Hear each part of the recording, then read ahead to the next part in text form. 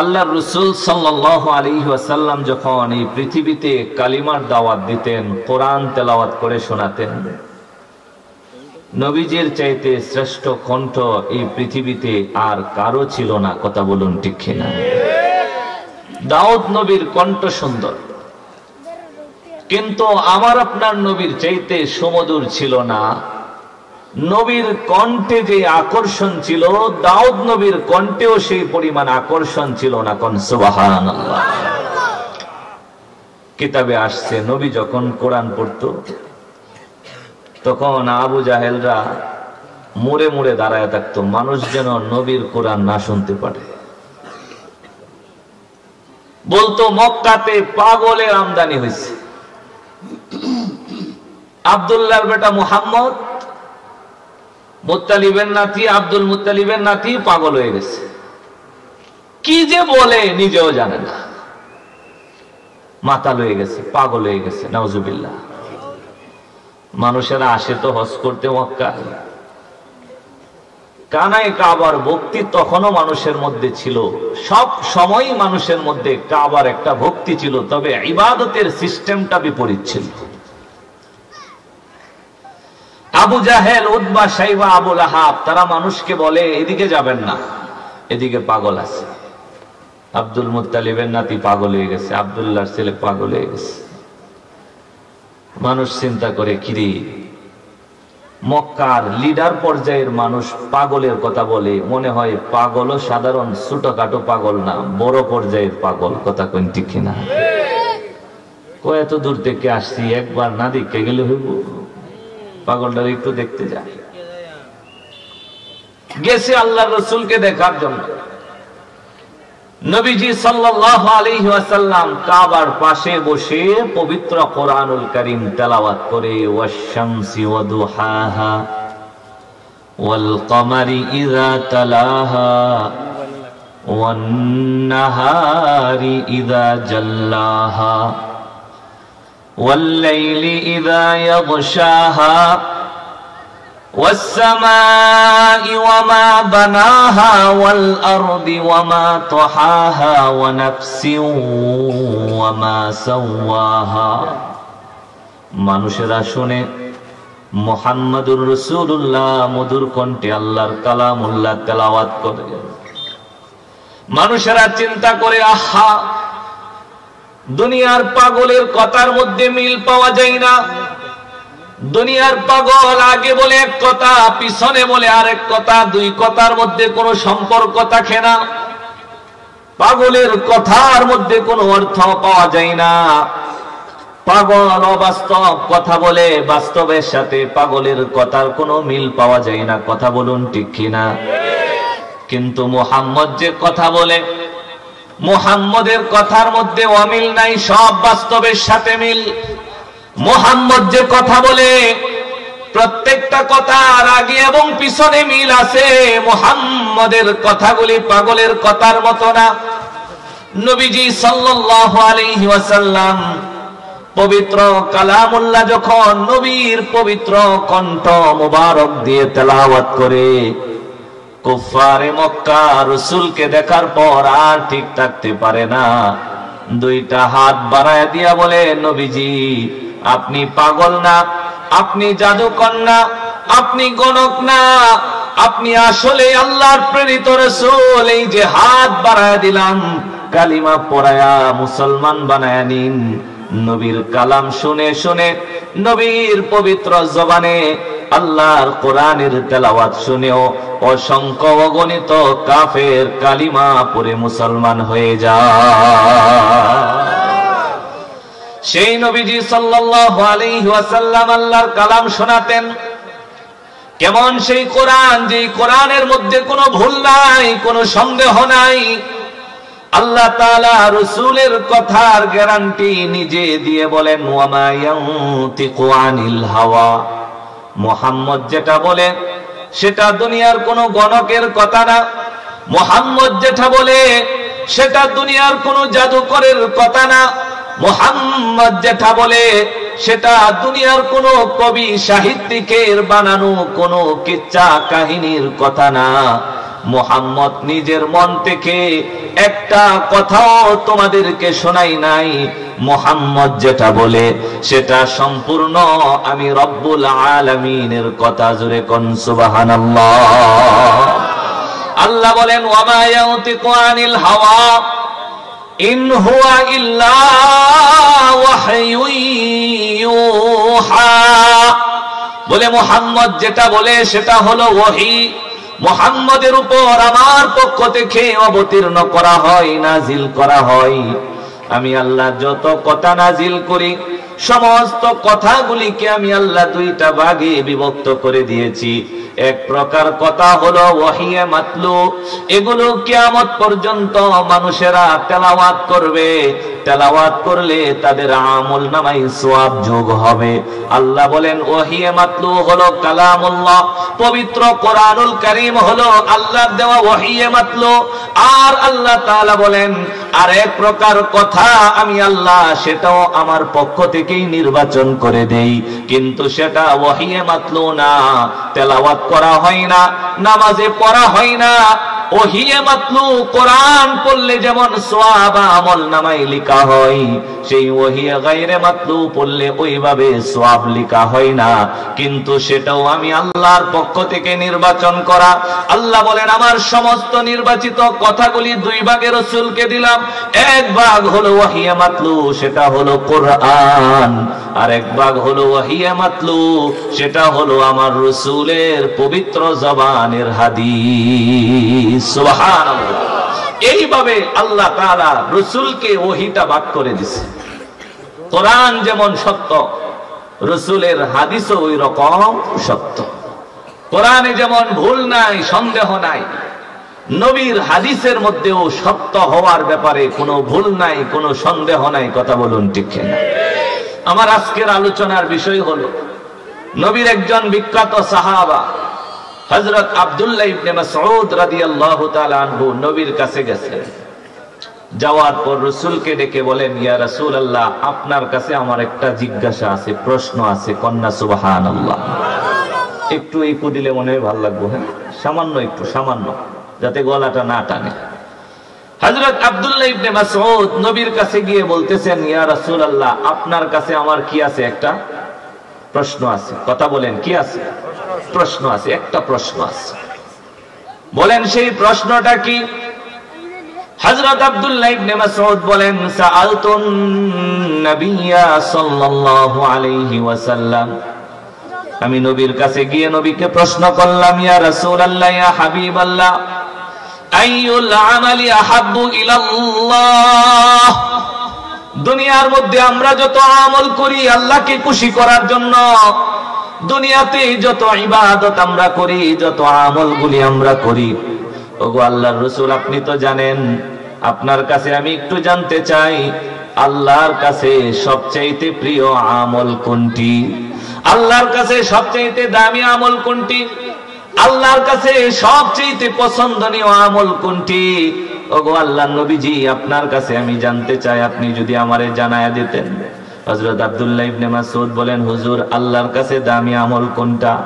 নবীজি সাল্লাল্লাহু আলাইহি ওয়াসাল্লাম বলেন ও আব্দুল্লাহ ইবনে মাসউদ, তুমি জানতে চাইলা আমার রবের কাছে সবচেয়ে দামি আমল কোনটা? শুনে রাখো, খেয়াল করুন। আল্লাহর রাসূল বলেন, হযরত আব্দুল্লাহ ইবনে মাসউদ বলেন, আমি যখন নবীকে জিজ্ঞাসা করলাম আল্লাহর কাছে সবচেয়ে দামি আমল কোনটা, ও মুরব্বী বাবারা বুঝে বলেন তো, যে আমলটা আল্লাহর কাছে দামি সেই আমল দুনিয়াতে গুরুত্বের সাথে করার দরকার আমাদের আছে না? না, নবীর মাধ্যমে পাওয়া গেছে। হযরত আব্দুল্লাহ ইবনে মাসউদের উসিলায় পাওয়া গেছি, নয়তো পাইতাম না বিষয়টা। হযরত আব্দুল্লাহ ইবনে মাসউদ রাসূলকে ডেকে বলেন ইয়া রাসূলুল্লাহ, আইয়ুল আমালি আহাব্বু ইলাল্লাহ, আল্লাহর কাছে সবচেয়ে পছন্দনীয় আমল কোনটা? যে আমল যখন বান্দা করে আল্লাহ সেই বান্দার আমলটাকে পছন্দ করে, বান্দা আল্লাহর কাছে দামি হয়ে যায়। নবীজি সাল্লাল্লাহু আলাইহি ওয়াসাল্লাম বলেন, ও আব্দুল্লাহ ইবনে মাসউদ শুনে নাও, আল্লাহর কাছে সবচেয়ে দামি আমল কি? আল্লাহর নবী সাল্লাল্লাহু আলাইহি ওয়াসাল্লাম বলেন, তিনটা আমলের কথা শুনে রাখো। এক নম্বর আমল হলো, নবী বলেন, আসসালাত আসসালাতু আলা ওয়াক্তিহা, আল্লাহর কাছে সবচেয়ে দামি আমল হলো বান্দা যখন সময় মতো নামাজ আদায় করে আল্লাহ পাকের কুদরতি কদমের মধ্যে লুটায়া পড়ে। এই দামি কপালটা যখন বান্দা মুসাল্লার মধ্যে আল্লাহর কদমের মধ্যে নত করে, বান্দা যখন জবান খুলে পড়ে সুবহানা রাব্বিয়াল আলা, আমি আমার সুউচ্চ মহান প্রতিপালকের পবিত্রতা ঘোষণা করি। আল্লাহর রাসূল সাল্লাল্লাহু আলাইহি ওয়াসাল্লাম বলেন, ও আব্দুল্লাহ ইবনে মাসউদ, আমার আল্লাহর কাছে সবচেয়ে দামি আর পছন্দনীয় ইবাদত হলো বান্দার সময় মতো নামাজ আদায় করা। বান্দা যখন আজান শুনে সময়টা ধরে হিসাব করে মসজিদের মধ্যে চলে যায়, আহা মসজিদ থেকে আমার ঘোষণা চলে আসছে, আর দুনিয়াবি কোনো কাজের মধ্যে আমার ব্যস্ত থাকলে চলবে না, এখন নামাজের দিকে যাওয়া লাগবে। নবী বলেন, বান্দা যখন আল্লাহর হাজিরা দেওয়ার জন্য আল্লাহর পবিত্র ঘর মসজিদের মধ্যে চলে যায়, নামাজটা যখন ইতমিনানের সাথে আদায় করে, নামাজটা যখন যত্নের সাথে আদায় করে, আল্লাহর নবী বলেন এই আমল আল্লাহর কাছে সবচেয়ে বেশি পছন্দনীয় আমল। এই আমলের চাইতে পছন্দনীয় বান্দার কোন আমল আল্লাহর কাছে নাই। ও আমার ভাই খেয়াল করে শুনুন, নবী বলেন বান্দার সময় মতো নামাজ আল্লাহর কাছে সবচেয়ে বেশি পছন্দনীয়। জোরে কোন সুবহানাল্লাহ। আল্লাহর রাসূল বলেন আল্লাহর কাছে সবচেয়ে প্রিয় হলো বান্দার সময় মতো কি পড়া। জোরে কোন সময় মতো নামাজ পড়া। ফজরের নামাজটা সময় মতো পড়া, জোহরের নামাজটা সময় মতো পড়া, আসরের নামাজ সময়ের ভিতরে পড়া, মাগরিব যত্নের সাথে সময়ের মধ্যে পড়া, এশার নামাজ সময়ের মধ্যে পড়া। কেন? কারণ আল্লাহর রাসূল সাল্লাল্লাহু আলাইহি ওয়াসাল্লাম বলেন নামাজ হলো অত্যন্ত গুরুত্বপূর্ণ একটা ইবাদতের নাম। এই নামাজ কিন্তু সাধারণভাবে আল্লাহ আমাদেরকে দেয় নাই। নবী বলেন নামাজ আমাকে আল্লাহ দিয়েছেন যেদিন আল্লাহ আমাকে শ্রেষ্ঠ সফর, দামি সফর, মর্যাদার সফর মিরাজে নিয়ে গিয়েছিলেন। আল্লাহ আমাকে জিবরিলের মাধ্যমে প্রথম আসমান ভেদ করিয়ে দ্বিতীয় আসমান, তৃতীয়, এইভাবে সপ্তম আসমানের উপরে সিদরাতুল মুনতাহা পর্যন্ত নিয়ে গেছেন। সেখানে আল্লাহ তাআলা মিরাজের হাদিয়া হিসেবে উম্মতের জন্য আল্লাহ নামাজ উপহার দিবেন। সেই নামাজটা আল্লাহর কাছে এত বেশি দামি। নবী বলেন কোন বান্দা যদি সময় মতো নামাজ আদায় করে আল্লাহকে খুশি করার জন্য, নবী বলেন আব্দুল্লাহ ইবনে মাসউদ, এই আমলটা আল্লাহর কাছে সবচেয়ে বেশি পছন্দনীয়। সুবহানাল্লাহ। আমার ভাই আলোচনা তো শুনতেছেন কিছু শিখার জন্য, কথা বলুন ঠিক কিনা? হ্যাঁ, না শুধু বসলেন আর শুনলেন, যাওয়ার সময় সব ঝেড়ে ফেলে এরপরে চলে গেলেন। না, এই ধরনের আলোচনা শোনার শ্রোতা আমার দরকার নাই। আমার শ্রোতা দরকার যা শুনবো তা বাড়িতে নিয়ে যাব। বলেন তো, যে সাহাবী রাসূলকে প্রশ্নটা করেছিলেন তার নাম কি? মাশাআল্লাহ, আব্দুল্লাহ ইবনে মাসউদ। একজন সাহাবীর নাম আপনি শিখে ফেললেন। হযরত আব্দুল্লাহ ইবনে মাসউদ মুহাদ্দিস সাহাবী ছিলেন। রাসূলকে জিজ্ঞাসা করছেন আল্লাহর কাছে সবচেয়ে দামি ইবাদত কি, সবচেয়ে পছন্দনীয় আমল কোনটি? নবী বলছেন বান্দার সময় মতো নামাজ পড়া। এখন বুঝেন, যে আমল আল্লাহর কাছে পছন্দনীয় সেই আমল গুরুত্বের সাথে, ইতমিনানের সাথে আদায় করার দরকার আছে না নাই? সময় মতো নামাজ, ফজরের নামাজটা সময় মতো, জোহরটা সময় মতো, আসর, মাগরিব, এশা সময় মতো, ইতমিনানের সাথে দিলটা লাগায়া। কিভাবে? আল্লাহ বলেন আনতা আবুদাল্লাহা কাআন্নাকা তারাহু, তুমি যখন নামাজে দাঁড়াইবা তুমি এই খেয়াল করবা যে তুমি আল্লাহকে দেখতেছো। নবী বলেন যদি এটা তোমার পক্ষে সম্ভব না হয়, ফা ইল্লাম তাকুন তারাহু ফা ইন্নাহু ইয়ারাকা, অন্তত এতটুকু মনোযোগ দিবা যে আমি যে নামাজে দাঁড়াইছি আমার আল্লাহ আমারে তাকায়া তাকায়া দেখতেছে। জোরে কোন সুবহানাল্লাহ। এই মনোযোগ নিয়ে নামাজ পড়লে আল্লাহর কাছে নামাজটা দামি হয়ে যাইব, পছন্দনীয় ইবাদত হইব। আল্লাহর কাছে যেটা পছন্দনীয় সেই ইবাদত গুরুত্বের সাথে করার জন্য আমরা কারা কারা রাজি আছি একটু হাত দেখতে চাই। নারায়ে তাকবীর। আরো জোরে নারায়ে তাকবীর। হাতগুলি নামান, আল্লাহ কবুল করেন, জোরে কোন আমিন। কয়টা গেছে? একটা। এরকম ইবাদতের কথা কয়টা বলবো? তিনটা। নবীজি বলেন আব্দুল্লাহ ইবনে মাসউদ, এক নাম্বার ইবাদত হলো যেটা আল্লাহর কাছে সবচেয়ে পছন্দনীয়, সেটা হলো as-salatu ala ওয়াক্তিহা। সময় মতো যখন বান্দা নামাজ পড়ে, সেই নামাজের ইবাদতটা আল্লাহ পাকের কাছে সবচেয়ে বেশি পছন্দনীয় হয়ে যায়, প্রিয় হয়ে যায়। দুই নম্বরে হযরত আব্দুল্লাহ ইবনে মাসউদ বলেন, হুজুর সুম্মা আইয়ুন, এরপরে কোনটা? প্রথমটা তো শুনলাম, সুম্মা আইয়ুন, এরপরে কোনটা আল্লাহর কাছে দামি? নবীজি বলেন আব্দুল্লাহ ইবনে মাসউদ, এরপরে জানো কোনটা দামি? হযরত আব্দুল্লাহ ইবনে মাসউদ বলেন, হুজুর এরপরে কোনটা? নবীজি সাল্লাল্লাহু আলাইহি ওয়াসাল্লাম বলেন, এরপরে আল্লাহর কাছে দামি ইবাদত হলো বিররুল ওয়ালিদাইন, মা বাবার সাথে উত্তম ব্যবহার করা, মা বাবার সাথে দামি আচরণ করা, সৎ আচরণ করা, ইহসানের আচরণ করা আল্লাহ তাআলার কাছে সবচেয়ে পছন্দনীয় ইবাদত। সুবহানাল্লাহ। আল্লাহর নবী বলেন মা বাবার সাথে উত্তম ব্যবহার করা। ও ভাই খেয়াল করে শুনুন, আল্লাহর রাসূল বলেন আল্লাহ তাআলার ইবাদতের পরেই আল্লাহ তাআলা যাদেরকে ইহসান করার জন্য, যাদের সাথে উত্তম আচরণ করার জন্য আল্লাহ বান্দাকে ইরশাদ করেছেন, আদেশ করেছেন, তারা হলো মা বাবা। মা বাবার চাইতে উত্তম আচরণ করার জন্য আল্লাহ তাআলা আর কারো কথা বলে নাই। আল্লাহ যেখানেই নিজের কথা বলেছেন, সেখানেই পরবর্তীতে মা বাবার কথা উল্লেখ করেছেন। আল্লাহ বলেন, ও দুনিয়ার সন্তানেরা, দুনিয়াতে আমার ইবাদত করার পরে মা বাবার সাথে ইহসান করো, উত্তম আচরণ করো। কেন? কারণ মা বাবার সাথে উত্তম আচরণ করা আমি আল্লাহর কাছে সবচেয়ে প্রিয় ইবাদত।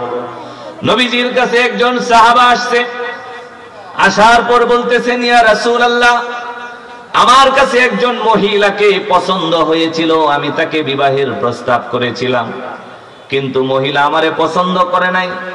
মহিলা আমার প্রস্তাবকে প্রত্যাখ্যান করেছে, আমি সেটা মানতে পারি না। আমার ইগুতে আঘাত লাগছে, আমার প্রেস্টিজে আঘাত লাগছে। আমি বাধ্য হয়ে রাগে ক্ষেপে গিয়ে যেই মহিলাকে আমি পছন্দ করেছিলাম, সেই মহিলাকে আমি হত্যা করে ফেলেছি। ইয়া রাসূলুল্লাহ, আপনার কাছে আসলাম, আমার এই গুনাহ ক্ষমা করানোর জন্য কোন রাস্তা এখনো আমার জন্য খোলা আছে কিনা, থাকলে আপনি বলে দিন। নবীজি সাল্লাল্লাহু আলাইহি ওয়াসাল্লাম বলেন, ও সাহাবা, তোমার মা কি তোমার সংসারের মধ্যে জীবিত আছে কিনা? তোমার বাবা তোমার সংসারের মধ্যে জীবিত আছে কিনা?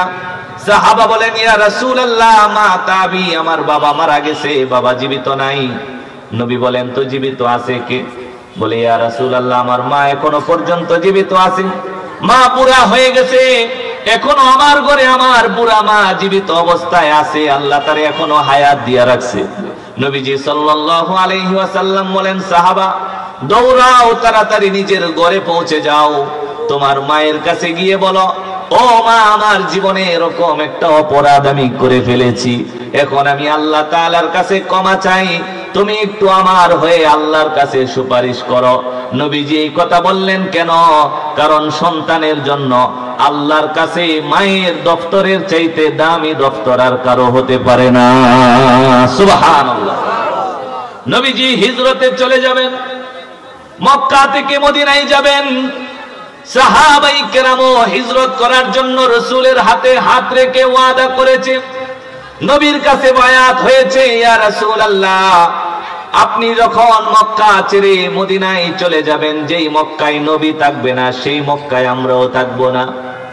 যারা মক্কা মদিনা গেছেন, আপনারা খানিকটা আঁচ করতে পারবেন, মক্কা ছেড়ে মদিনায় তৎকালীন সময়ে চলে যাওয়া কত কষ্টকর বিষয় ছিল। নবীর জন্মভূমি ছিল মক্কায়, কিন্তু শুধুমাত্র উম্মতের ফিকির নিয়া, শুধুমাত্র আল্লাহ তাআলার দেওয়া দায়িত্ব পালন করার জন্য নবী মক্কা ছেড়ে দিলেন, জন্মভূমি চাললেন, মদিনায় হিজরত করলেন, পাড়ি জমালেন। সাহাবায়ে কেরামের মক্কার মধ্যে ব্যবসা ছিল। একজনের কথা বললে আপনারা আশ্চর্য হয়ে যাবেন।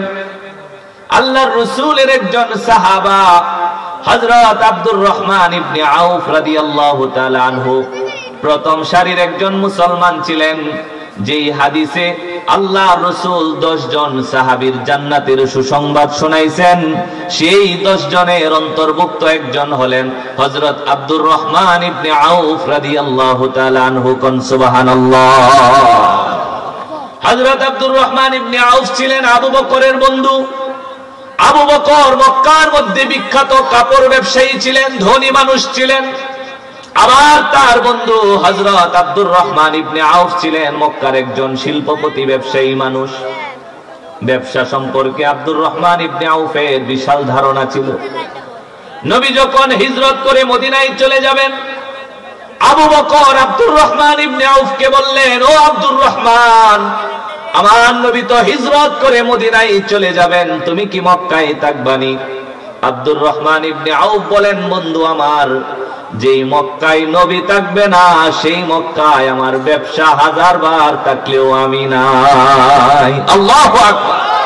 হযরতে আব্দুর রহমান কোটি কোটি টাকার ব্যবসা ছেড়ে দিয়েছে, ভিখারির মতো বেশে এক কাপড় সঙ্গে নিয়ে মদিনায় চলে গেছে। যেই মক্কায় নবী নাই সেই মক্কায় আমি নাই। ব্যবসা আমাকে আটকিয়ে রাখতে পারবে না, নবীর মুহাব্বত আমাকে টানতে টানতে মদিনায় নিয়ে যাবে। সাহাবায়ে কেরাম মদিনায় চলে গেছে। আল্লাহর রাসূল সাল্লাল্লাহু আলাইহি ওয়াসাল্লাম মদিনায় গেছে। নবীর কাছে কয়েকজন সাহাবা বায়াত গ্রহণ করেছে, ইয়া রাসূলুল্লাহ, আপনি যখন মদিনায় যাবেন তখন আমরাও কিন্তু মদিনায় চলে যাব। এর আগে সাহাবায়ে কেরাম আবিসিনিয়া হিজরত করেছে। নবীজি বায়াত করায়া করায়া আবিসিনিয়া সাহাবায়ে কেরামদেরকে নিরাপদ জায়গায় পাঠাইছে। একজন সাহাবা নবীর হাতের মধ্যে হাত রেখে বায়াত হয়েছে, ইয়া রাসূলুল্লাহ, আমিও মক্কায় থাকবো না, আমিও হিজরত করে চলে যাব। নবীজি তারে পাঠাইলেন, রেডি হয়ে চলে আসো। সাহাবাটা ঘরের মধ্যে গেল, ঘর থেকে রেডি হয়ে কাপড় চোপড় আর গাঁটটি গোল করে নবীর দরবারে হাজির হয়। নবীজি সাল্লাল্লাহু আলাইহি ওয়াসাল্লাম তাকায়া দেখে সাহাবা রেডি হয়ে আসছে ঠিক, কিন্তু দুই চোখ থেকে চোখের পানিগুলি ফোঁটা ফোঁটা হয়ে পড়ে। নবী তাকায়া দেখে সাহাবার দুই চোখ থেকে পানিগুলি পড়তেছে। এদিকে খেয়াল করেন, ওইদিকে কিচ্ছু হয় নাই। এগুলা বেহুদা, এগুলা বেহুদা। স্লোগান দেওয়া এই পর্যায়ে এই মুহূর্তে স্লোগান দেওয়ার পক্ষে আমি না, স্লোগান দেওয়ার দরকার নাই। আপনারা এইদিকে খেয়াল করেন, গুরুত্বপূর্ণ কথা। নবীজি সাল্লাল্লাহু আলাইহি ওয়াসাল্লাম দেখে ওই সাহাবার দুই চোখ বেয়ে বেয়ে পানির ফোঁটাগুলি টপ টপ করে পড়তেছে। নবী বুঝছে যে সে হিজরত করবে, কিন্তু তার মনের মধ্যে ব্যথা আছে। নবী তারে জিজ্ঞাসা করছে, সাহাবা তুমি কান্না করছো কেন? সাহাবা উত্তর দেয়, ইয়া রাসূলুল্লাহ, আমি যখন আমার গাঁঠিটা গুল করে ঘর থেকে বের হয়ে যায়, আমার বুড়া বাবা আর বুড়া মা চোখের পানি ছেড়ে ছেড়ে আমার জন্য কাঁদতেছে, আর তারা আফসোস করতেছে, আহা বাবা তুই চলে যাবি, আমাদেরকে তো দেখার মতো কেউ রইল না। ইয়া রাসূলুল্লাহ, আমি এই কারণে কাঁদতেছি।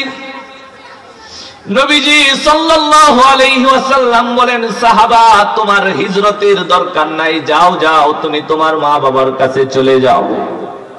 আমি রাসূল আদেশ করলাম, ঘর ছেড়ে আসার সময় যেই মা বাবার চোখের মধ্যে তুমি পানিগুলি রেখে এসেছো, সেই মা বাবার ঘরে ফিরে গিয়ে তাদের চেহারার মধ্যে তুমি হাসি ফুটায়া দাও। নবীর কাছে মা বাবার বড় কদর ছিল। সাহাবায়ে কেরামকে সব সময় রাসূল বলতেন, আল্লাহর পরে সবচেয়ে বেশি ইহসান করবা মা এবং বাবার সাথে। সাবধান, কখনো মা বাবার অবাধ্য হবা না। কেন? কারণ নবীজি বলেন, পৃথিবীর মধ্যে 3 জন ব্যক্তি এমন আছে যারা যদি দুইটা হাত তুলে মুনাজাত করে কিছু বলে, তাহলে তাদের মুনাজাত আর আল্লাহর আরশের মধ্যে কোনো বাধা থাকে না। যদি তারা হাত তুলে কিছু বলে, তাহলে তাদের মুনাজাত আর আল্লাহর আরশ পর্যন্ত কোন মাত্র আমার আল্লাহ পাক কথাটা শুনে কবুল করে ফেলে। নবী বলেন, এর মধ্যে একটা মানুষ হলো, এই মানুষটা হলো প্রত্যেকটা মা বাবা।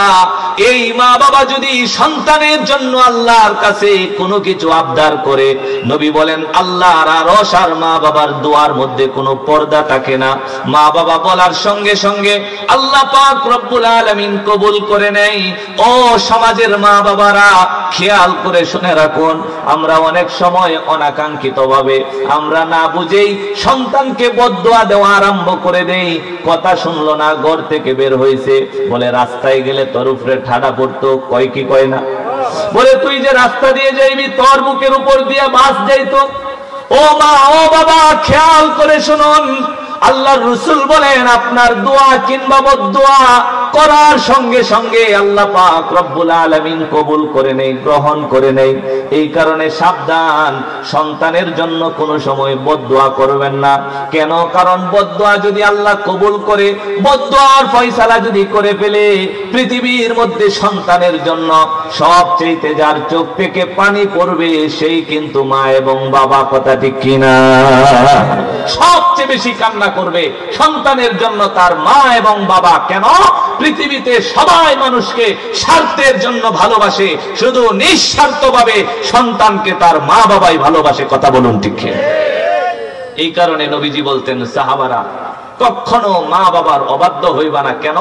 আব্দুল্লাহ ইবনে মাসউদকে নবী বলেন, ও আব্দুল্লাহ ইবনে মাসউদ, আল্লাহর কাছে সবচেয়ে পছন্দের ইবাদত হলো বান্দার সময় মতো নামাজ পড়া, আর এর পরের ইবাদত হলো মা বাবার সাথে উত্তম ব্যবহার করা। কোন সুবহানাল্লাহ।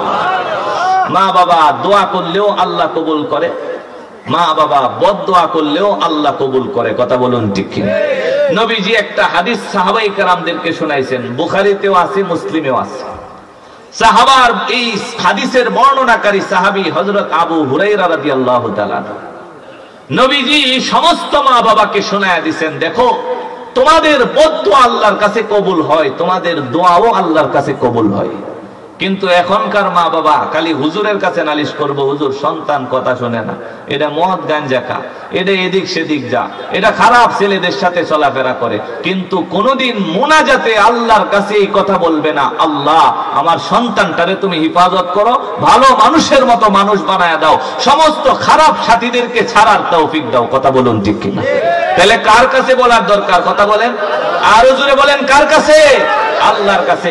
নবীজি ঘটনা শোনাইছেন, সাহাবারা বনি ইসরাইলের জামানায় আল্লাহর একজন বড় ইবাদতকারী বান্দা ছিল, একজন আবেদ ছিল।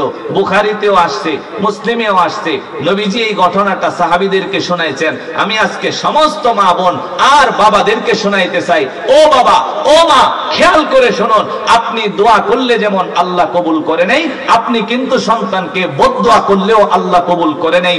এই কারণে সন্তান আপনার এত আদরের, এত আন্তরিক সন্তান, আল্লাহর দোহাই দিয়ে বলি, ও মা, ও বাবা, কখনো সন্তানের জন্য বদদুয়া করবেন না।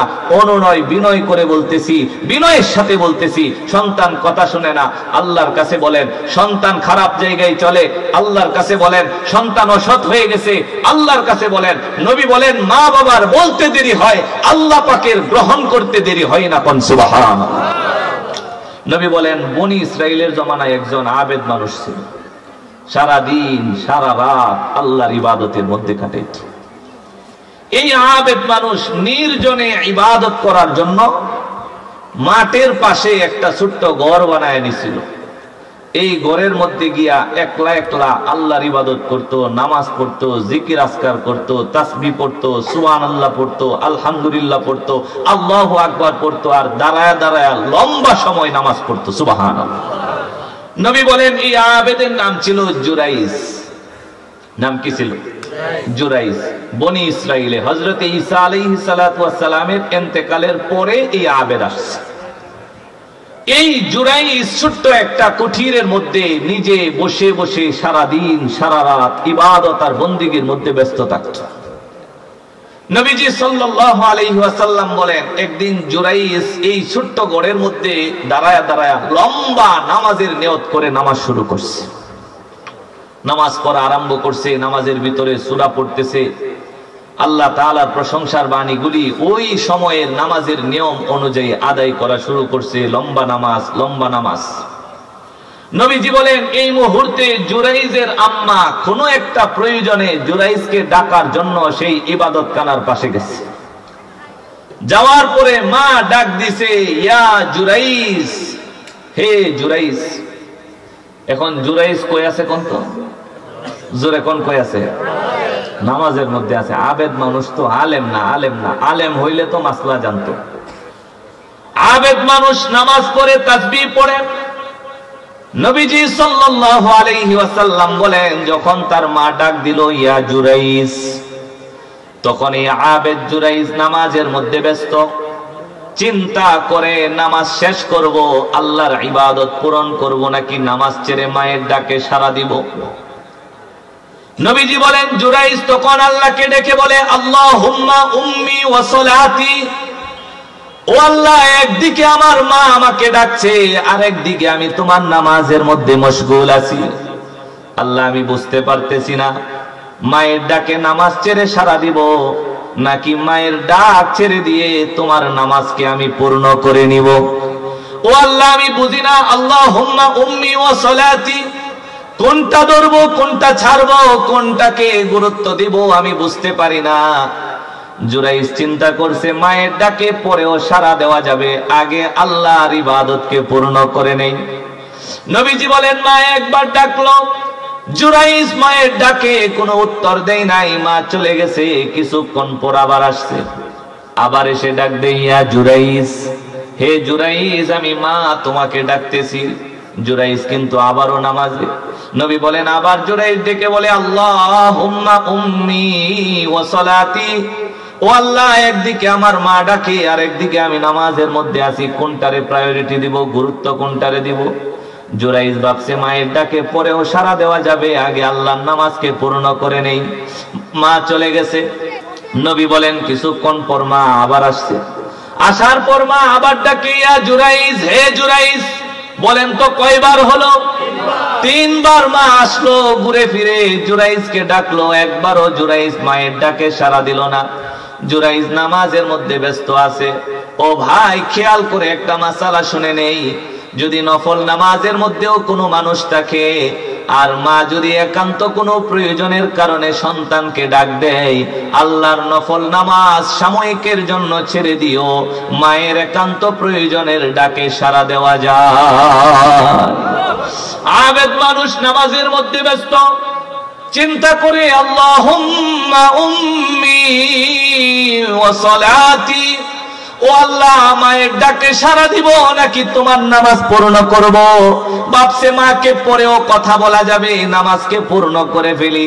এইভাবে একবার, দুইবার করে তিনবার হয়ে গেছে। তিনবার ডাকার পরেও যখন মায়ের ডাকে জুরাইস সাড়া দেয় না, মা আল্লাহর কাছে একটা বদদুয়া করে বসলো, আল্লাহুম্মা লা ইয়ামুতু জুরাইজ হাত্তা ইয়ানজুরা ওয়াজহাল মায়ামিস। ওগো রব্বুল আলামিন, আমি জুরাইসকে ডাকলাম, একবার না, দুইবার না, তিনবার আমি মা সন্তানকে ডাকলাম, একবারও সন্তান আমার ডাকে সাড়া দিল না।